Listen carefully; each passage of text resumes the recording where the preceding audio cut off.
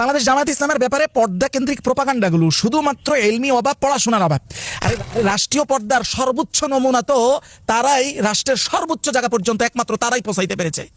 ভবিষ্যতে ইসলামের নামে কোনো পরিবারতন্ত্রের দ্বারা সিলেক্টেড অযোগ্য শাসককে আমরা মুসলমান মেনে নিব না ইনশাআল্লাহ। পর্দা কেন্দ্রিক যে কটূক্তি হয়েছে এই বিষয়ে আবার শায়েখে সরমনাই কিন্তু সত্যি ধন্যবাদ পাওয়ার যোগ্য যে তিনি এটার এই কটূক্তির প্রতিবাদ করেছেন। তবে এই যাবৎকালে জামায়াতকে পর্দা কেন্দ্রিক উনি যত কিছু বলেছেন টোটালটাই ওনার, পুরাটাই ওনার পড়াশোনার অভাব ছাড়া আর কিছুই নয়। সেটা আজকে একাডেমিকলি প্রমাণ করবো ইনশাআল্লাহ। দেখেন, ওনারা পরবর্তী উত্তরসূরি, মানে ওনাদের দরবারের রাজনীতির পরবর্তী উত্তরসূরিকে যোগ্য করার, মানুষের দৃষ্টিতে যোগ্য করার জন্য কোথায় পাঠাচ্ছেন? তারা জামিয়া আজহারে পাঠাচ্ছেন। দেখেন, সেই জামিয়া আজহার মিশর দারুল ইফতার ফতোয়াটাকে আমরা এটা একবার দেখি।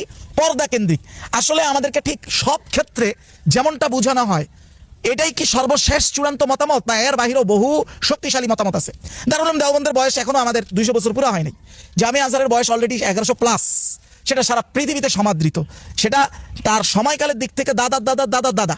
আর যদি কোনো বিষয়ে একাধিক মতামত থাকে তখন যে কোনো একটাই মত এটা চূড়ান্তভাবে শক্তিশালী থাকে না। হ্যাঁ, সেটা আপনি যে মাযহাব অনুসরণ করেন আপনি আমল করবেন, এটা বলার সুযোগ নাই যে এর বাইরে কোনো সহি কিছু নাই, এটা বলার সুযোগ নাই, যেহেতু ভিন্ন ফতোয়া আছে। আচ্ছা দেখেন, এই বিষয় দারুল ইফতা আল মিসরিয়া, জামিয়া আজহারের দারুল ইফতার ফতোয়া কি 2024-এর ফতোয়া, যেটা ফতোয়া নাম্বার হলো 8393 নাম্বার ফতোয়া, যেখানে ফতোয়ার শিরোনাম হলো হুদুদুত তাআমুল বাইনার রাজুলি ওয়াল মারআতি ওয়া দাওয়াবিতু।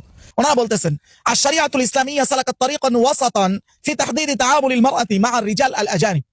যে একজন অপরিচিত গায়রে মাহরাম পুরুষ মহিলা একে অপরের সাথে কোনো কার্যক্রম করা যাবে কি যাবে না, এই বিষয়ে শরীয়ত একটা মধ্যম পন্থাকে শরীয়ত অবলম্বন করেছে। মধ্যম পন্থা কেমন? সেই মধ্যম পন্থা এবার ব্যাখ্যায় ওনারা বলেন, ফালাম তামনাহু মানআন বাতান বিহাইসু তাসিরু মাআহুল মারআ বিমা'যালিন আনিন নাস। শরীয়ত এতটাও কঠোরভাবে নিষেধ করেনি যে নারীরা সমাজ থেকে একদম বিচ্ছিন্ন হয়ে যাইতে হবে। ওয়ালাম তাফতাহ লাহা আল বাব আলা মিসরাইহি ফি তাআমুলিহা মাআহুম। আবার শরীয়ত এমন সুযোগও দেয় নাই যে ওয়েস্টের মতো আপনি একদম অবাধে নারী পুরুষ একদম ফ্রি মিলামিশা করবেন, সেই সুযোগও শরীয়ত দেয় নাই। ওনারা বলতেছেন বাল আবাহাতিশ শরিয়া আল ইসলামিয়্যা মুআমালাতিল মারআতি লিররিজালিল আজানিব বিদাওয়াবিত তাহফাজ মাআহা আল কিয়াম ওয়াল আখলাক আল ইসলামিয়্যা।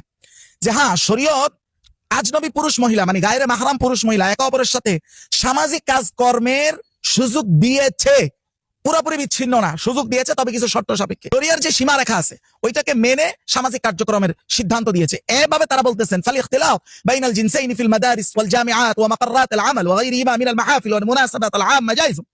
তারা এই ফতোয়া দিচ্ছে যে পাবলিক প্লেস, সেটা বিভিন্ন অনুষ্ঠান হতে পারে, এভাবে করে জামিআত, মাদারিস, এগুলোর মধ্যে নারী পুরুষ আসতে পারবে। ওই যে শরীয়তের মূল পর্দার যে বিধান ওইটাকে মেনটেন করে একে অপরের সাথে বিভিন্ন মুআমালাত, সামাজিক কাজকর্মেও তারা শরীক হতে পারবে। এই ফতোয়ার দলিল হিসাবে ওনারা প্রথম দলিল আনতেছেন। দেখেন, বুখারী মুসলিমের হাদিস, যে হাদিসটা সাহাল বিন সাদ আস-সাঈদী ওনা থেকে বর্ণিত, যে তিনি বলেন লাম্মা আররাসা আবু উসাইদ আস-সাঈদী দা আন-নবী ওয়া আসহাবা সাল্লাল্লাহু আলাইহি ওয়াসাল্লাম ওয়া রাদিয়াল্লাহু আনহুম, যে তিনি যখন বিবাহের অনুষ্ঠান করেন ওই অনুষ্ঠানে রাসূল এবং ওনার সাহাবীদেরকে দাওয়াত দিয়েছেন। ফামা সানাআ লাহুম তাআমান ওয়ালা কাররাবাহু ইলাইহিম ইল্লা ইমরাতুহু মুসাইদ। হাদিস থেকে জানা যায় যে ওই যে রাসূলুল্লাহ এবং সাহাবীরা যে এসেছেন ওনাদের খাবার পুরোপুরি পরিবেশন করছেন একমাত্র ওনার স্ত্রী।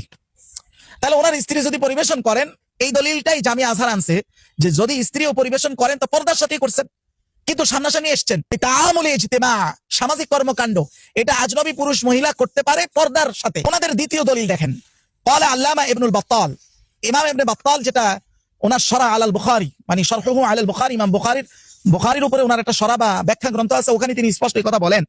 এই কিতাবের 6 নম্বর খণ্ড 53 নং পৃষ্ঠায় তিনি এই কথা বলেছেন, ইনফিসালুন নিসা আনির রিজাল ফিল মাকান ওয়াত তাআমুলিল মুবাশির, যে একেবারে যে নারী পুরুষ, মুসলিম নারী পুরুষরা কাজের জায়গায় স্থানগত বিচ্ছিন্নতাই লাগবে, মানে স্থানগত বিচ্ছিন্নতা, পর্দা থাকলেও স্থানগত বিচ্ছিন্নতা, এটা লাইসা বিফরদিন আলা নিসাইল মুমিনিন, এটা সাধারণ মুমিন যারা নারী আছে তাদের উপর এটা ফরজ নয়। তো কার উপরে ফরজ? উনি বলেন ইন্নামা হুয়া খাসুল লিআজওয়াজিন নবী সাল্লাল্লাহু আলাইহি ওয়াসাল্লাম। দারুল ইফতার ফতোয়া, মানে মিশরের দারুল ইফতার ফতোয়ায় উনি এই ব্যাখ্যা আনছেন, ইমাম ইবনে বাত্তালের এই বক্তব্য আনছেন যে এটা ফরজ হলো শুধুমাত্র নবী পত্নী যারা, মানে রাসূলুল্লাহর যারা আজওয়াজে মুতাহহারা ওনাদের জন্য। উনি ওই আয়াতকে ওইখানেই ধরছেন, অর্থাৎ যেটা সূরা আহজাবে এসেছে ওয়াইদা সাআলতুমুহুন্না মাতাআন ফাসআলুহুন্না মিন ওয়ারাই হিজাব, এটা নবী পত্নীদের জন্য খাস। সাধারণ মুমিনরা, মুমিনারা পর্দার সহিত যে কোনো ব্যবসা বাণিজ্য, তাআমুল ইজতিমা, সামাজিক কার্যক্রমে তারা অংশগ্রহণ করতে পারবে। মিশর দারুল ইফতার ফতোয়ার তৃতীয় দলিল ওনারা আনছেন, যেটা ওই যে এই হাদিসটা ইমাম নববী তার শরহে মুসলিমে আনছেন 14 নম্বর খণ্ড 210 নং পৃষ্ঠায়। হাদিসটা প্রসিদ্ধ, ইমাম মুসলিম এটা বর্ণনা করেছেন। সে হাদিসটা আনাস রাদিয়াল্লাহু তাআলা আনহু থেকে বর্ণিত, ওটাই দারুল ইফতার নিয়ে আসছে, মিশর দারুল ইফতার নিয়ে আসছে। দেখেন, মিন হাদিসে আনাস রাদিয়াল্লাহু আনহু, আনাস রাদিয়াল্লাহু থেকে বর্ণিত যে ইন্নার রাজুল, একজন ব্যক্তির কাছে মেহমান আসছে। তো মেহমান আসার পরে তার ঘরে কোনো খাবার নাই, খাবার যতটুকু আছে এটা খাইলে মেহমানই খাইতে পারবে, আর কেউ না। এখন যদি মেহমান বুঝে যে এরা কেউ খায় না, আমারই দিচ্ছে, তো মেহমান কি খাইতে পারবে? খাইতে পারবে না। কি করলো? ইন্নার রাজুলা ক্বালা লিজাওজাতিহি, একজন সাহাবী তার স্ত্রীকে বলল, উসরুদি হাযাল কুরাসা ওয়া আদমিহি বিসামনিন, যে তুমি এই রুটির টুকরাগুলো ভেঙে ভেঙে এটাকে ঘিয়ের সাথে মিশ্রণ করে মেহমানকে দাও।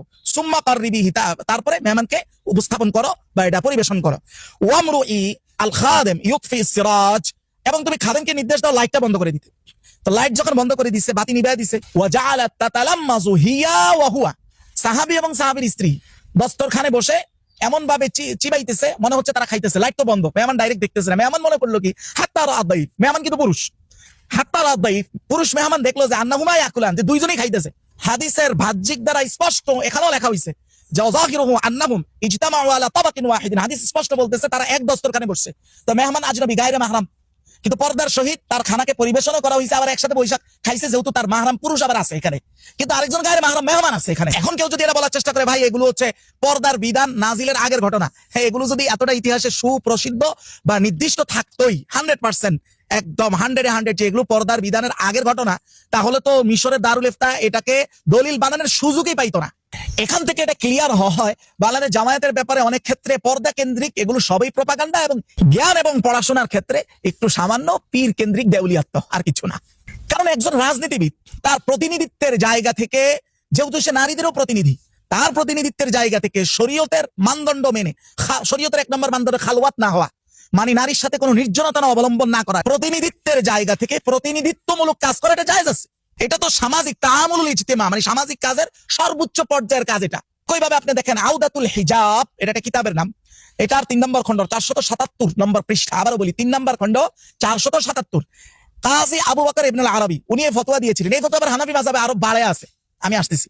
উনি ফতোয়া দিয়েছেন লিল মুফতি ওয়াল কাযী ওয়াশ শাহিদ আইয়ানজুরা ইলা ওয়াজহিল বারা, যে মুফতি, কাজী, সাক্ষী এরা যদি প্রয়োজন বেদে প্রতিনিধিত্বের কাজে প্রয়োজন যদি হয়, সমাধানের কাজে যদি প্রয়োজন হয়, প্রয়োজনে তারা মহিলার গায়ের মাহরাম মহিলার চেহারা দেখতে পারবে। এটা সম্পূর্ণ কাজী আবু বকর ইবনে আরবির ফতোয়া। আচ্ছা, এটা কি শুধু এখানেই শেষ? আসেন, হানাফি মাযহাবের 6টা কিতাব আছে মূল মানদণ্ড। আমরা যারা হানাফি 6টা কিতাব, এটা তারা জানে, যেন হাদিসের ক্ষেত্রে 6টা কিতাব হাদিসের মূল মানদণ্ড, এভাবে ফতোয়া আহনাফ যেগুলো, এগুলোর ক্ষেত্রে 6টা কিতাব মূল মানদণ্ড। এটার মধ্যে একটা হলো আল মাবসুত। আল মাবসুতের 4 নম্বর খণ্ড 161 নং পৃষ্ঠায় যেই ফতোয়াটা এসেছে, ওই একই ফতোয়া আল হাদায়েক আন নাদিরা এর 23 নম্বর খণ্ড 63 নং পৃষ্ঠায় এসেছে। একই ফতোয়া জামে আল মাকাসিদ এর 12 নম্বর খণ্ড 34 নং পৃষ্ঠায় এসেছে যে জাওয়াজুন নজর লিমান উরিদা তাআমুল মাআহা ফি বাইইন ওয়া শিরাইন ওয়া ইজারাতিন ওয়া গায়রি যালিক মিন আনওয়াইল মুআমালাত, যে কেউ যদি বেচা কিনা বা সামাজিক যে কোনো কাজের প্রয়োজন হয়, তাহলে তার জন্য গায়রে মাহরাম মহিলারও চেহারার দিকে তাকানো সেই ক্ষেত্রে ওই বিশেষ মুহূর্তে ওই বিশেষ কাজের জন্য কয়েকটা শর্ত সাপেক্ষে জায়েজ। একটা হলো খালওয়াত করা যাবে না, মানে নির্জনতা অবলম্বন করা যাবে না। 2 নাম্বার হচ্ছে শাহওয়াত রাখা যাবে না, মানে ভিতরে কোনো কুপ্রবৃত্তির আকারে যদি তাকায় তাহলে হারাম হবে। আর যদি কোনো প্রয়োজনই না থাকে, হুদায় আপনি সৌন্দর্য উপভোগের জন্য, সেটা তো ডাইরেক্ট হারাম। কোরআন তো এটার ক্ষেত্রে বলেছে যে আপনি দৃষ্টি অবনত করবেন। তাহলে যেখানে একজন কাজীর জন্য এটা জায়েজ, তো কাজী তো সামাজিক প্রতিনিধিত্ব একটা অংশের ক্ষেত্রে করে মাত্র, অর্থাৎ অপরাধমূলক যে কোনো বিষয় ডিসিশন দিতে হয় কাজীকে। আর একজন রাজনীতিবিদ তিনি তো তার এলাকার বা তার নির্বাচনী এলাকার পুরা উম্মা যারা আছে প্রত্যেকের প্রতিনিধি, সব সমস্যার প্রতিনিধিত্ব করতেছে, তো তার জন্য এটা জায়েজ হবে না। যেখানে হানাফি মাযহাব আরো বাড়ায়া বলতেছে যে ব্যবসার উদ্দেশ্যে তাকানো জায়েজ, সেখানে এটা জায়েজ হবে না। তবে 2টা শর্ত। এর 1 নম্বর শর্ত হলো খালওয়াত হতে পারবে না, মানে নির্জনতা। শরীয়তে নির্জনতার সংজ্ঞা কি, মানে মহিলার সাথে একজন পুরুষের নির্জনতা কখন ধার্তব্য করা হয়। আসেন, এই বিষয়টা আমার কথা চলবে না। আসেন, আল মাজমু' ইমাম নববী 9 নম্বর খণ্ড 109 নম্বর পৃষ্ঠায় قال الامام النووي رحمه الله, ইমাম নববী বলতেছেন যে আম্মা ইযা খালা আল আজনাবী বিল আজনাবিয়্যা মিন গায়রি সালিসিন মাআহুমা ফাহুয়া হারামুন ইত্তিফাকুল উলামা।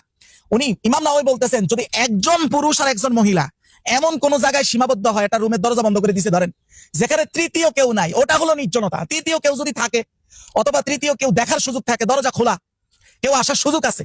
এটা আরো বিস্তারিত মূলত বলা হয়েছে আপনার আল হাশিয়া আলা নিহায়াতুল মুহতাজ এই কিতাবে। তাহলে এটা খালওয়াত বা যদি 10 জন নারী হয় 1 জন পুরুষ হয়, ওটা খালওয়াত না, ওটারে জামা বলে। জামা মানে এটা পুরো একটা দলগত ভাবে তারা এখানে আছে। সেটা যদি পর্দা মেনটেন করা হয় তাহলে এখানে হারাম হওয়ার কিছু নাই, যদি কোনো আলাদা কোনো হারাম ঘটনা না ঘটে। এবার আসেন জামায়াতের আমির যে বলেছিল মেয়েদেরকে, মেয়ে বন্ধুরা আসো, পুরুষ বন্ধুদের তোমরা যাও। এখানে একটা মেয়ে ছিল, একাধিক মেয়ে ছিল, হল রুম খোলা ছিল, বহু ক্যামেরাম্যান থেকে চতুর্দিকে যারা অনুষ্ঠান মেনটেন করতেছে এরকম বহু পুরুষ ছিল। তাহলে ওইটা কি শরীয়তের খালওয়াত? নিশ্চয়ই না, 100% না। শরীয়ত এটাকে নির্জনতা বলে না, এটা জামা বলে, জামা। এখন তিনি তার মহিলা কর্মীদেরকে প্রতিনিধিত্বের জায়গা থেকে স্পিচ অথবা কোনো বক্তব্য দিক নির্দেশনা দিতে পারবেন কিনা? কেন দিতে পারবেন না বলেন আপনি? শুধু তাই না, উনি যে বলেছেন বৈষম্য দূরের কথা, এই কেন্দ্রিক বৈষম্য দূরের কথা, এটা আজকের দাবি না, এইটা স্বয়ং জনাবে আকরাম রাসূলুল্লাহ সাল্লাল্লাহু আলাইহি ওয়াসাল্লামের জামানায় এই বৈষম্য দূরের কথাটা উঠেছিল। কিভাবে উঠেছিল আসেন, সহিহ বুখারীর 101 নম্বর হাদিসের বর্ণনা। ক্বালাতিন নিসা লিন নবী সাল্লাল্লাহু আলাইহি ওয়াসাল্লাম, মহিলারা রাসূলুল্লাহকে বললেন যে গালাবানা আলাইকার রিজাল, আমাদের ক্ষেত্রে তো আপনার ব্যাপারে পুরুষরাই বেশি তার প্রভাব বিস্তার করে ফেলেছে। মানে হলো 24 ঘন্টায় আপনার মজলিসে জায়গা পাইতেছে পুরুষরা, তারা দিক নির্দেশনা নিতেছে, যেটা আমরা এতটা পাই না, পুরুষরা আগে আছে।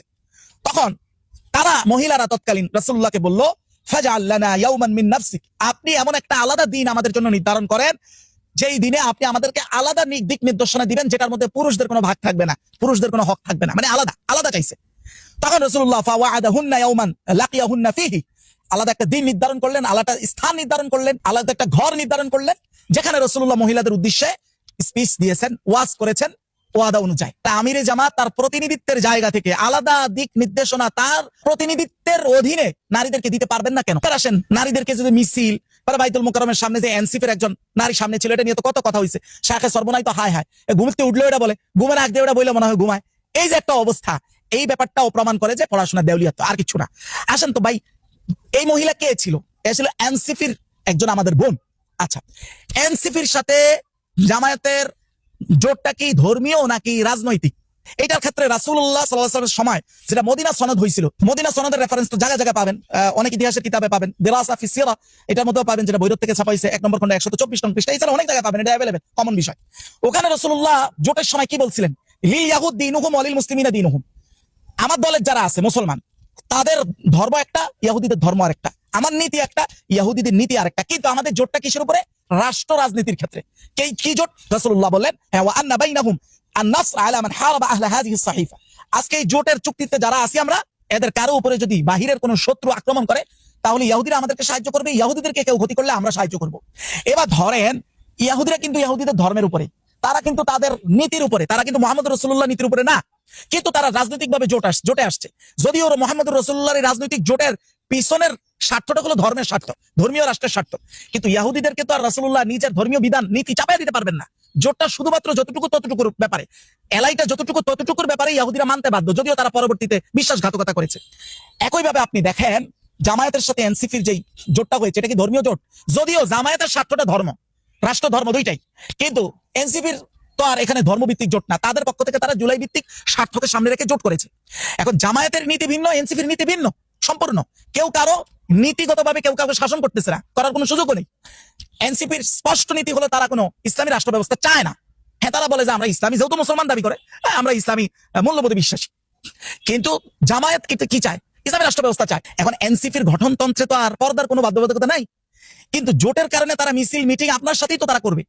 ঠিক যেভাবে ইহুদিরা ধর্মগত তাদের নিজের নীতির উপরেই ছিল, বহির শত্রু মদিনা আক্রমণ করলে সে তার ধর্মীয় নীতির উপর থেকেই মুহাম্মদ রাসূলুল্লাহর কাতারে এসে দাঁড়ানোর চুক্তি হয়েছিল, তাই কিনা বলেন?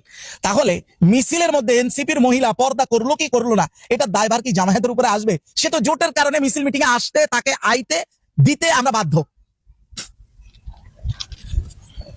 কিন্তু আপনি বাংলাদেশ জামায়াতের অভ্যন্তরীণ কাঠামো দেখেন, যেখানে বাংলাদেশ জামায়াত ইসলামই হলো একমাত্র ইসলামিক দল যে পর্দার এই নমুনা ও সৌন্দর্যকে এই বাংলাদেশ রাষ্ট্রের জন্মের পর থেকে নিয়ে এইবারই একমাত্র তারাই এই সৌন্দর্যকে রাষ্ট্রের সর্বোচ্চ জায়গায় এর নমুনা স্থাপন করেছে, আর কেউ করতে পারে নাই। আর পরিবারতন্ত্রের শিক্ষায় শিক্ষিত, ইসলামী শিক্ষায় অপরিপক্করা বলে, যেমন কয়েকদিন আগে শেখ সরমনের এক ভাই বলেছে তারা পার্লামেন্টে গিয়ে কি ইসলাম করেছে। হ্যাঁ, সারা দেশে ধর্ষণ লুণ্ঠন হচ্ছে, তারা ইসলামের ফ্লেভার নিতেছে। আশা করি আমার এই দ্বীনি ভ্রাতৃত্বে থাকা এই বোকাগুলোকে আর কোনো উত্তর দেওয়ার কোনো প্রয়োজন নেই। বুঝলাম ভাই সারা দেশে ধর্ষণ লুণ্ঠন হইতেছে, তো যেই সকল এলাকায় যেমন সরমনের একজন এমপি সহ জামায়াতের এতজন এমপি যে যে এলাকায় নির্বাচিত হয়েছে, তাদের স্ব নির্বাচনীয় এলাকায় উল্লেখযোগ্য হারে দুর্নীতি লুণ্ঠন কমে নাই, তাহলে এটা কি ইসলাম নয়? উল্লেখযোগ্য হারে ধর্ষণের ভয় তাদের নির্বাচনী এলাকাগুলোতে তাদের প্রভাবের কারণে কমে নাই, এটা ইসলাম মনে হয় না আপনার কাছে? আমার মনে হয় কি জানেন, হযরতরা যে কোনটাকে ইসলাম বলে, মনে হয় ওই যে লাফালাফি জিকিরটা যদি পার্লামেন্টে করা যাইতো, স্পিকারের জায়গা থেকে সেটা পরিচালনা করা হইতো, আর পার্লামেন্ট সদস্যরা যদি এক এক লাভ দিয়ে জিকিরের নামে মাইক টাইক নিয়ে উঠ হয়ে সামনে পড়তো, তাহলে মনে হয় এবার এশকের ইসলাম হয়েছে বলে আমাদের কাছে হয়তো মনে হইতো। এই ছাড়া তো আমি আর কোনো উত্তর পাই না।